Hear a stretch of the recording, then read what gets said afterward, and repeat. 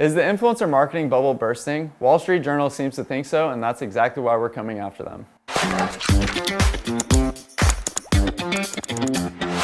So obviously a bold intro to come after the Wall Street Journal. Who are we as Kinship to come after the Wall Street Journal? Well, one of the things that happened this past week, or last week, an article was sent to me by a friend, and he just thought I'd be interested in the article. He didn't expect me to be fired up and to come on camera to be able to address the things that the article addressed.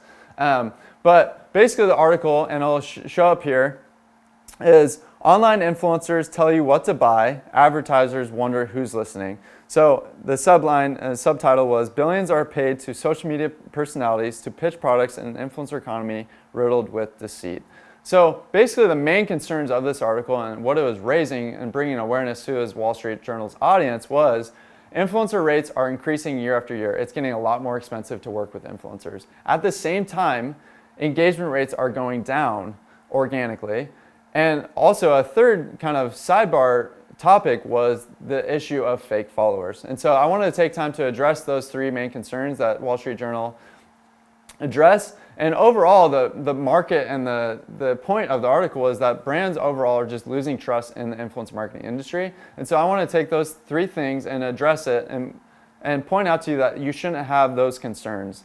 Number one, fake followers are real. That is a real concern in this industry. But because of the raising concern and awareness of fake followers, there's been ample amount of tools that have been provided to address that concern. So we use one called Tagger.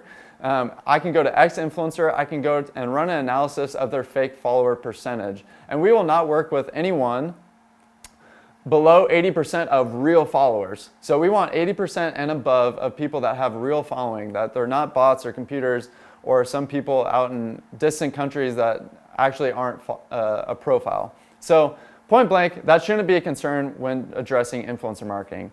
The other two are real concerns. Organically, engagement rates are going down. So why am I going to shell out all this money and I'm not going to get the same return on those things? So number two, to address the engagement rates, if a brand or a person was to come up to me and ask me on the side of the street, okay, how would you address the engagement rates going down and the influencer rates going up? Number one, I would say that the bonus of influencer marketing is what happens organically. You get a lot of comments, you get a lot of engagement, maybe your follower count of a brand goes up, maybe you get some analytics, you get some prospecting into your funnel. All those things are a bonus of the organic, of the content that the influencer is addressing or posting about, for that matter. Number three, the influencer rates are going up and up. And so because it's going up, well, that means my return has to be all that much higher. If I'm going to pay an influencer to post a static image on their feed, I need to see the return on that. And so how I would shift your mindset from ROI, or the return on influencer, if you will, is I would say you have to view it as a creator versus a distributor. As an influencer, I'm viewing them as a creator, and at Kinship, we view them as creators, as professional creators of content, and we believe that we can distribute that content better and to more places than they can. What do I mean by that? Well, this influencer, as a distributor, if I view them as just the distribution of that content and amplification of that content, I'm trusting them to amplify and distribute that content to their audience, and I'm putting all my eggs in that distribution. So they're going to post on their feed one time to one location, and at best 2 to 4% of that audience is seeing it at that one time.